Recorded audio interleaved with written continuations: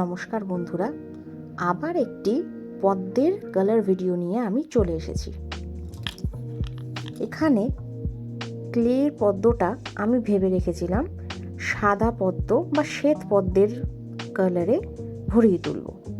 যার জন্য প্রথমে এটাকে সাদা রং করে ইয়েলো কালার দিয়ে শেড করে দিয়েছি এবং মাঝে যে বীজের অংশটা সেখানে প্রথমে হলুদ কালার করে দিয়েছি। কেন করেছি সেটা তোমরা পরেই বুঝতে পারবে।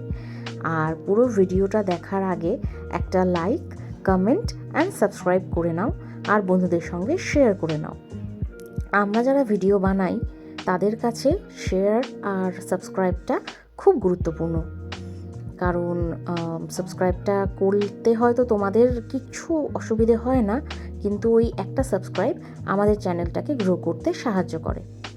আচ্ছা, এবার দেখো, হলুদ করে রাখার পর আমি একটা মেরুন কালার দিয়ে বা নসি কালার দিয়ে হলুদের সঙ্গে কম্বিনেশন করে মাঝেরটা করেছি।